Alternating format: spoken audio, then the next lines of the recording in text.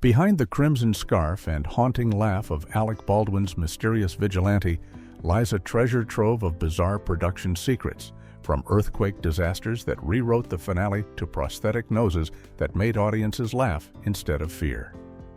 Here are 15 weird facts you didn't know about The Shadow. Earthquake-destroyed climactic battle set. Mother Nature herself became an unexpected villain during the production of The Shadow in 1994, completely rewriting the film's ending in the most dramatic way possible. The production team had spent considerable time and money constructing an elaborate Hall of Mirrors set that was designed to be the centerpiece of the movie's final battle between Alec Baldwin's Shadow and John Lone's villainous Shawan Khan. This wasn't just any ordinary set piece. The filmmakers had carefully positioned dozens upon dozens of mirrors throughout the space to create a visually stunning maze where the climactic confrontation would unfold, drawing inspiration from classic films like Enter the Dragon. The original plan called for a much longer and more complex sequence where Shawan Khan would force Lamont Cranston to confront disturbing memories from his childhood and his brutal reign of terror as the warlord Yin Ko. The mirrors would have reflected these psychological torments, while the two psychic warriors battled both physically and mentally in what was intended to be a spectacular finale worthy of the film's elaborate production design. Director Russell Mulcahy and his crew had mapped out an intricate choreography that would showcase the Shadow's powers while creating multiple layers of visual storytelling through the reflective surfaces. However, when a 6.7 magnitude earthquake struck during production, it completely shattered the carefully arranged mirror setup, destroying not just the physical set, but also the ambitious sequence that had been planned around it. With limited time remaining in the shooting schedule and budget constraints preventing them from rebuilding such an elaborate setup, the filmmakers were forced to drastically simplify the final confrontation. Instead of the extended psychological battle they had envisioned, audiences got a much shorter and more straightforward scene that barely hinted at what might have been one of the most visually impressive climaxes in superhero cinema history. Baldwin's prosthetic nose was accidentally hilarious. One of the most well-intentioned makeup decisions in The Shadow ended up creating an unintended comedy moment that undermined the film's serious tone.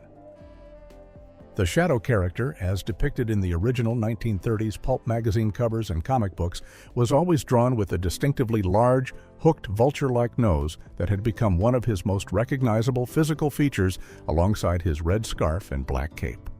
This prominent beak was considered as much a trademark of the character as Batman's pointed ears, and the filmmakers felt it was essential to maintain this iconic look when bringing The Shadow to the big screen.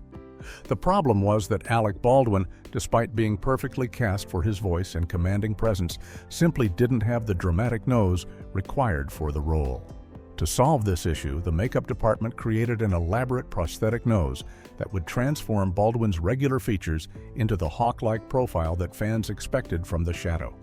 The intention was to make him look more intimidating and mysterious when he appeared in his vigilante persona, creating a clear visual distinction between the handsome playboy Lamont Cranston and his darker alter ego. Unfortunately, the prosthetic nose had the opposite effect of what the filmmakers intended. But when viewed up close during dramatic scenes, the fake nose looked obviously artificial and somewhat ridiculous, causing many audience members to laugh instead of feeling the intended sense of fear or awe. Some viewers even noted that with the prosthetic makeup, Baldwin bore an amusing resemblance to his younger brother, Stephen Baldwin, which only added to the unintentional humor. The makeup was so noticeable that it became a distraction during what were supposed to be the film's most intense moments, with critics and fans alike commenting on how the prosthetic undermined Baldwin's otherwise solid performance as the mysterious crime fighter. Complete video game was canceled. In one of the most frustrating examples of wasted development effort in video game history, a fully completed Super Nintendo game based on The Shadow was scrapped at the last minute and never saw the light of day. During the early 1990s, it was standard practice for major movie studios to coordinate elaborate merchandising campaigns alongside their big-budget films, and Universal Pictures had high hopes that The Shadow would become their next major franchise, similar to what Tim Burton had achieved with Batman just a few years earlier. As part of this ambitious marketing strategy, Universal commissioned a video game tie-in for the popular Super Nintendo Entertainment System, which was one of the most successful gaming consoles of that era. The development team worked diligently to create what was reportedly a complete and fully playable game that would allow players to experience the Shadow's adventures in digital form. Unlike many rushed movie tie-in games that were often poorly made cash grabs, this Shadow game was apparently finished to a professional standard and ready for mass production and distribution to stores across the country. However, when the Shadow hit theaters in July of 1994, it became immediately clear that the film was not going to be the commercial success that Universal had anticipated. The movie earned only $48 million worldwide against its $40 million production budget, making it a significant financial disappointment for the studio. Faced with this poor box office performance and the likelihood that consumer interest in Shadow-related merchandise would be minimal, Universal made the business decision to cancel the release of the completed video game entirely. This decision meant that all the time, money, and creative effort that had gone into developing the game was essentially thrown away. And fans of both the Shadow and retro gaming have never been able to experience what might have been an interesting piece of 1990s gaming history that captured the film's unique 1930s atmosphere in interactive form. Tim Curry only joined for Ian McKellen. When Tim Curry agreed to play the villainous scientist Farley Claymore in The Shadow, it wasn't the script, the director, or even the paycheck that convinced him to take the role. According to interviews from the time, what attracted Curry to the project more than anything else was the rare opportunity to work alongside Sir Ian McKellen once again, rekindling a professional relationship that had produced some of the most memorable theater of the 1980s. The two British actors had previously collaborated on the Broadway production of Amadeus in 1980, where they delivered powerhouse performances as the feuding composers Wolfgang Amadeus Mozart and Antonio Salieri. During that production, both men earned Tony Award nominations for their work, though McKellen ultimately won the award while Curry, despite his acclaimed performance as the brilliant but childish Mozart, did not. The experience of working together on such demanding and complex roles had created a mutual respect between the two performers that lasted long after the curtain fell on their final Broadway performance. When Curry learned that McKellen had been cast as Dr. Reinhardt Lane, the father of Penelope Ann Miller's character Margot Lane, he saw it as a chance to reunite with an old colleague and explore a different dynamic between their characters. In The Shadow, instead of playing rivals locked in artistic competition, Curry would portray a mad scientist who becomes corrupted and turns against McKellen's more sympathetic character, creating an entirely different kind of dramatic tension between them.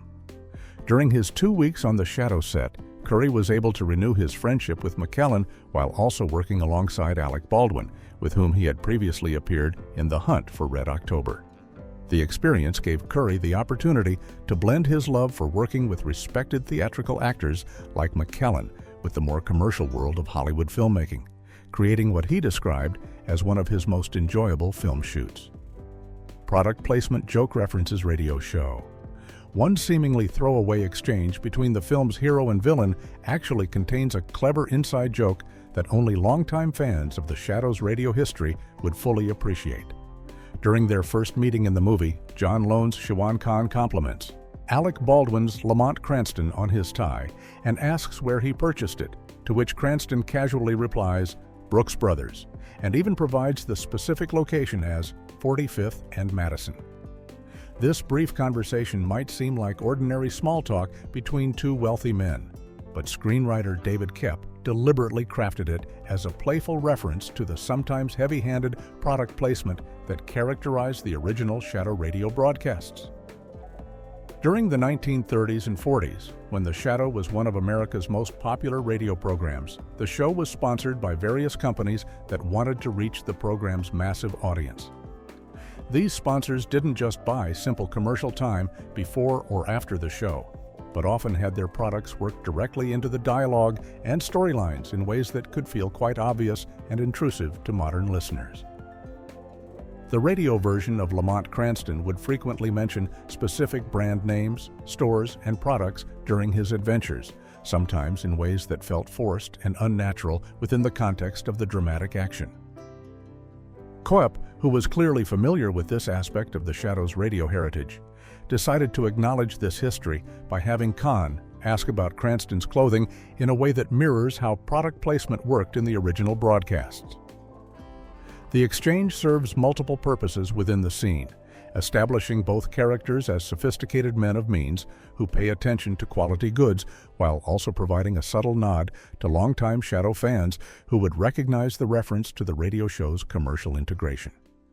The mention of Brooks Brothers, a real upscale clothing retailer that would have been familiar to wealthy New Yorkers of the 1930s, adds an extra layer of period authenticity to the interaction. Cinematographer wanted black and white film. Stephen H. Burham, the acclaimed cinematographer who worked on The Shadow, had a bold and artistic vision for how the film should look that was quite different from what audiences ultimately saw in theaters.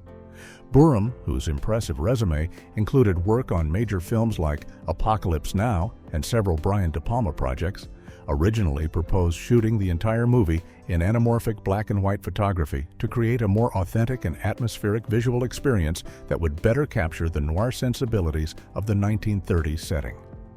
Anamorphic filming is a special widescreen technique that creates those sweeping, cinematic images that fill the entire movie screen, and combining this format with black and white photography would have given The Shadow a unique and striking visual style, unlike any other superhero film of that era.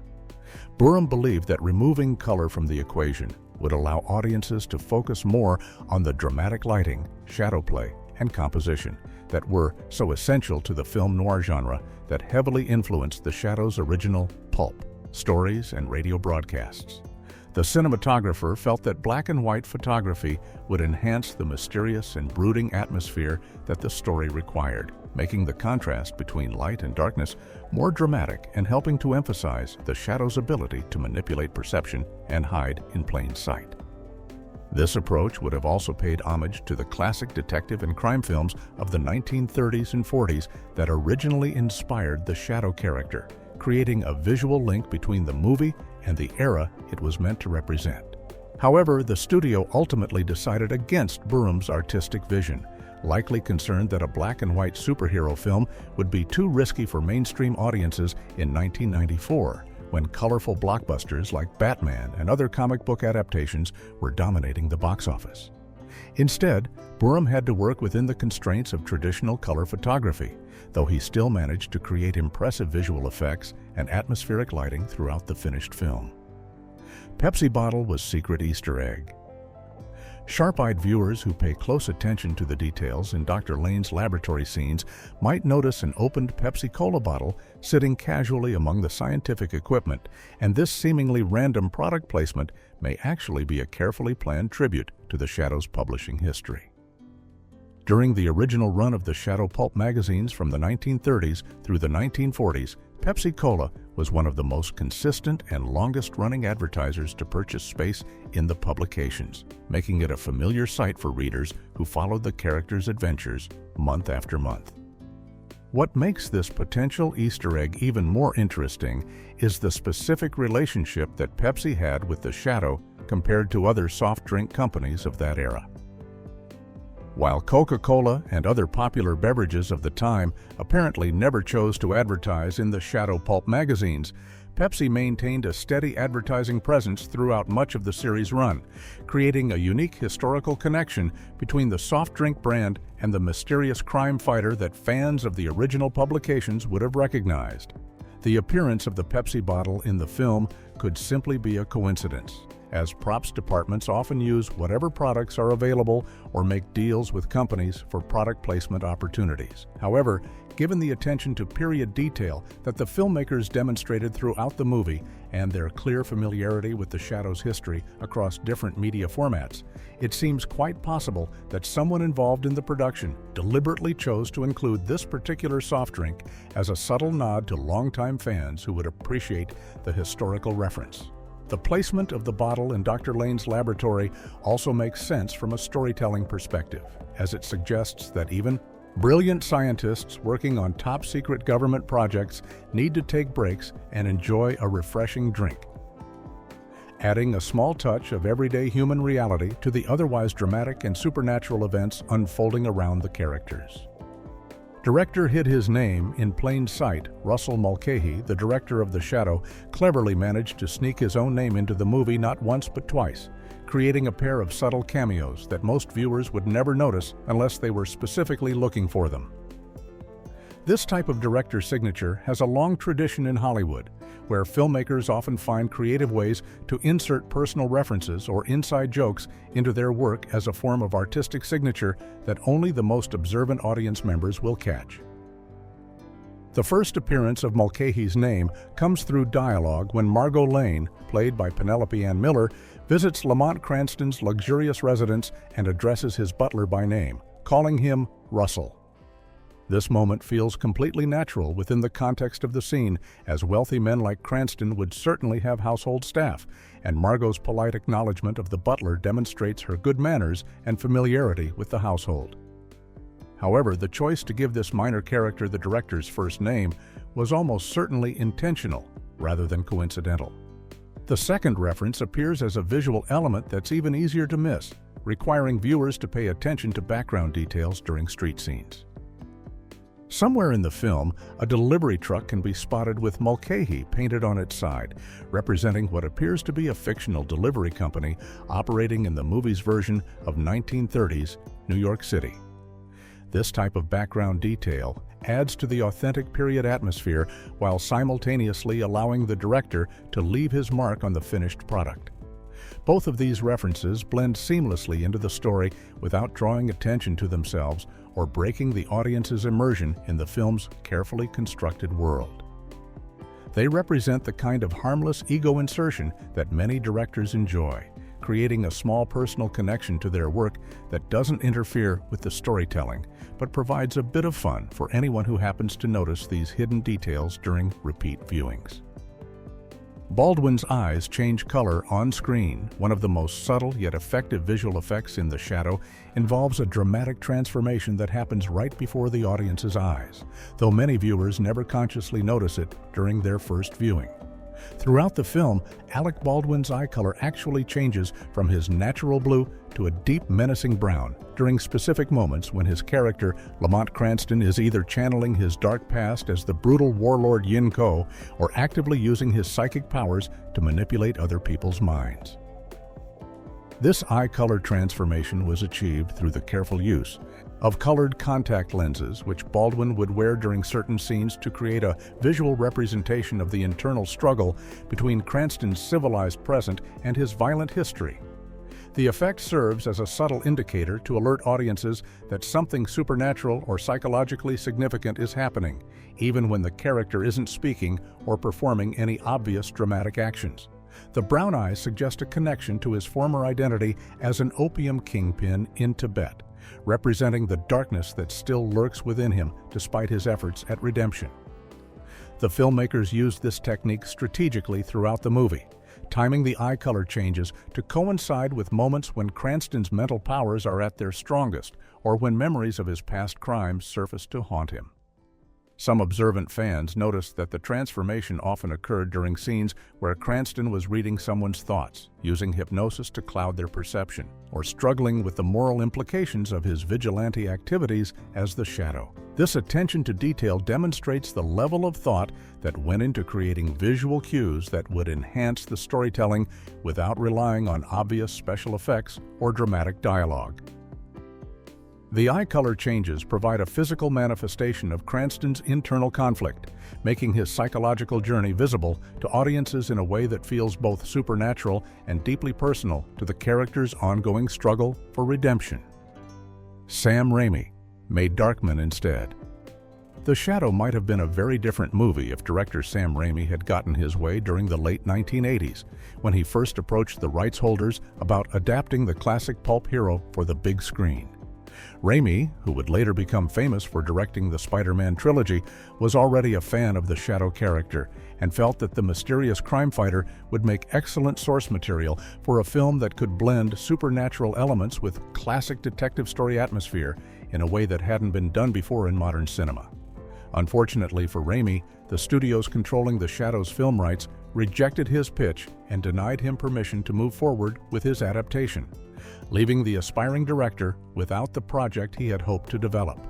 Rather than simply giving up on the concept entirely, Raimi decided to channel his creative energy into developing an original character that would capture many of the same themes and visual elements that had attracted him to the Shadow in the first place, while allowing him complete creative control over the story and character development. The result was Darkman, released in 1990, which starred Liam Neeson as a scientist who becomes a disfigured vigilante capable of creating temporary disguises to hide his appearance while fighting crime.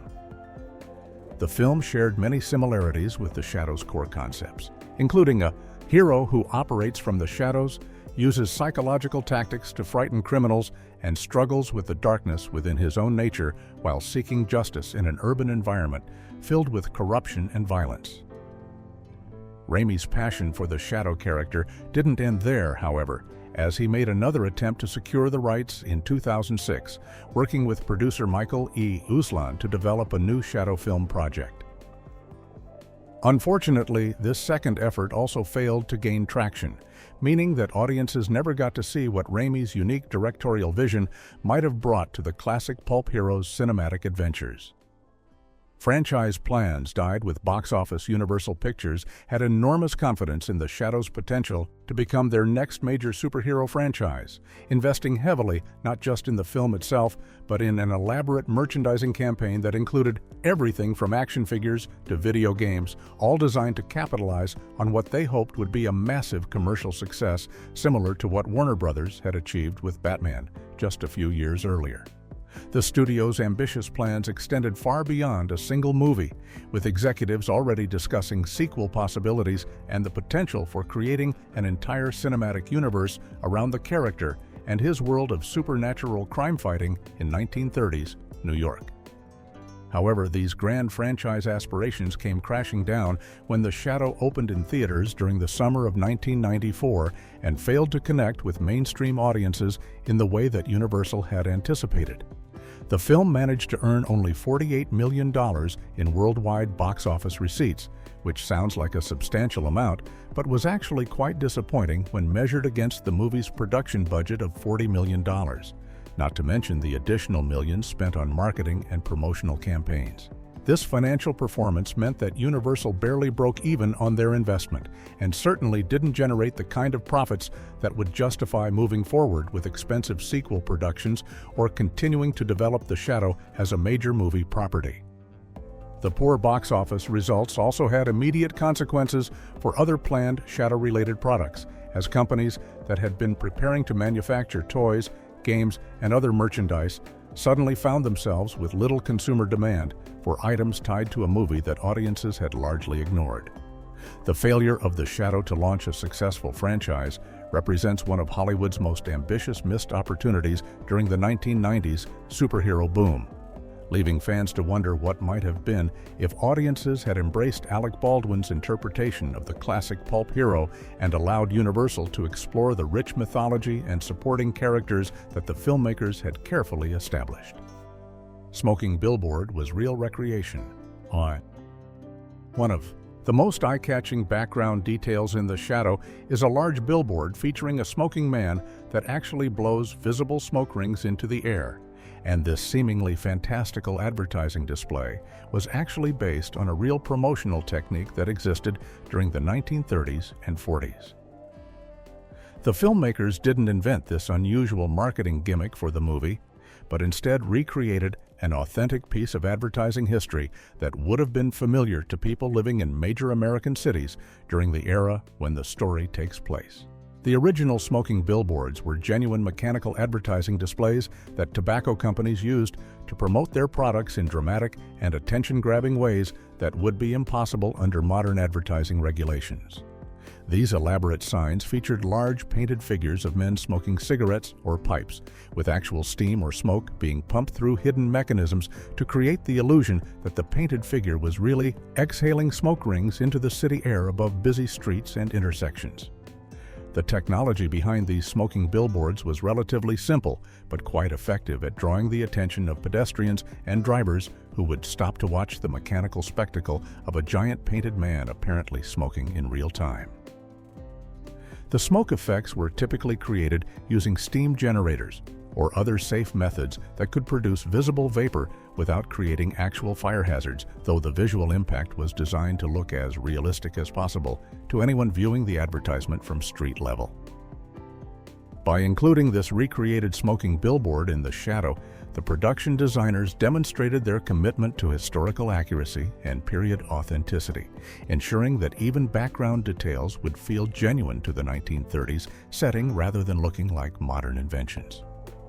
The smoking billboard serves as both an entertaining visual element and a reminder of how different advertising practices were during an era when tobacco companies could promote their products using elaborate mechanical displays that would capture public attention in ways that seem almost surreal by today's standards. Jerry Goldsmith created Howling sound effect. When legendary composer Jerry Goldsmith was tasked with creating music for the Shadow's villain, Shiwan Khan, he made an unusual artistic choice that broke away from traditional film scoring techniques and created something truly unique in the process.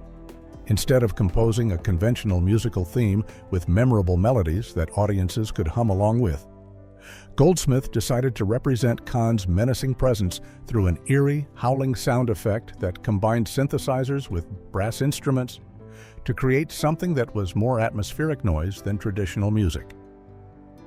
This howling effect was designed to suggest something primal and threatening whenever Khan appeared on screen or was about to strike against his enemies, creating an unsettling audio signature that would make audiences feel uncomfortable without necessarily understanding why. Goldsmith achieved this unusual sound by blending electronic synthesizer tones with the natural resonance of horn instruments, manipulating both elements until they produced an otherworldly howling noise that seemed to come from some supernatural source rather than recognizable musical instruments. The composer was apparently quite pleased with this innovative approach to villain scoring because he decided to reuse the same howling technique in two of his later film projects where it would serve similar dramatic purposes. The first reappearance of Goldsmith's signature howling effect came in 1996 with The Ghost and the Darkness, a thriller about man-eating lions terrorizing railway workers in Africa, where the sound helped create an atmosphere of natural menace and predatory danger. The second recycling of this distinctive audio element occurred in 1997's The Edge, another survival thriller where the howling effect contributed to the film's sense of wilderness isolation and looming threat. By reusing this creative solution across multiple projects, Goldsmith demonstrated how a single innovative musical idea could be adapted to serve different dramatic needs while maintaining its essential power to unsettle audiences and enhance the emotional impact of frightening or suspenseful scenes. Shadow's Invisibility broke its own rules. The Shadow commits a significant continuity error that directly contradicts one of the film's most important plot points during a scene where Lamont Cranston is trying to avoid being followed by one of Shiwan Khan's warriors through the streets of New York. The movie takes great care to establish early on that while the Shadow can make himself invisible to human perception through his psychic powers, his actual shadow will always remain visible on walls, ground, and other surfaces, because, as the narration specifically states, light itself can never be fooled by mental manipulation. This fundamental rule about how the Shadow's invisibility works is central to both the character's mythology and the film's internal logic, explaining why he's called the Shadow in the first place, and providing a consistent limitation to his supernatural abilities that prevents them from being too powerful or unrealistic. The visible shadow also serves as an important visual element throughout the movie, allowing audiences to track the character's movements even when he's supposed to be invisible to other people in the scene. However, during the alley sequence where Lamont is ducking into a narrow space between buildings to hide from his pursuer, the filmmakers apparently forgot about their own established rules. When Lamont makes himself invisible in this scene, his shadow completely disappears from the wall where it should still be clearly visible, creating a glaring inconsistency that sharp-eyed viewers have noticed during repeat viewings of the film. This mistake is particularly noticeable because the scene specifically calls attention to shadows and visibility, making it exactly the type of moment where the film's signature visual effect should have been most carefully maintained. The error suggests that either the special effects team overlooked this detail during post-production, or the scene was shot in a way that made it technically difficult to composite the shadow effect properly, leading to a compromise that violated the movie's own mythology about how the shadow's powers actually function. Morphing effects used Willow technology. The impressive face transformation scenes in The Shadow that show Lamont Cranston morphing between his normal appearance and his alter ego were created using cutting-edge computer morphing technology that had originally been developed by Industrial Light and Magic for a completely different type of fantasy film 6 years earlier.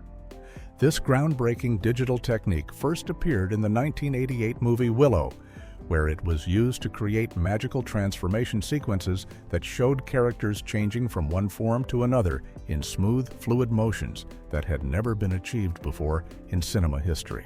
The morphing process worked by having computers analyze the facial features and bone structure of different faces, then calculating all the tiny incremental changes needed to smoothly blend one appearance into another over the course of several seconds. This was revolutionary technology for its time, requiring enormous computing power and sophisticated software that could map facial geometry with mathematical precision to create believable transformations that looked like genuine magic rather than obvious special effects. After Willow demonstrated the dramatic potential of this new morphing technique, Industrial Light and Magic refined and improved the technology for other high-profile projects, most notably the Michael Jackson music video for Black or White in 1991, which featured a famous sequence where faces of people from different ethnic backgrounds seamlessly transformed into one another. This music video helped popularize morphing effects and showed audiences around the world what this new digital tool could accomplish when applied creatively. By the time The Shadow entered production in the early 1990s, morphing technology had become sophisticated enough to handle the complex facial changes required to show Alec Baldwin's character shifting between his normal features and his more intimidating shadow appearance. The filmmakers used this proven technique to create a visual representation of Cranston's psychological transformation, making his internal struggle between good and evil visible to audiences through cutting-edge, digital effects that enhanced the supernatural elements of the story.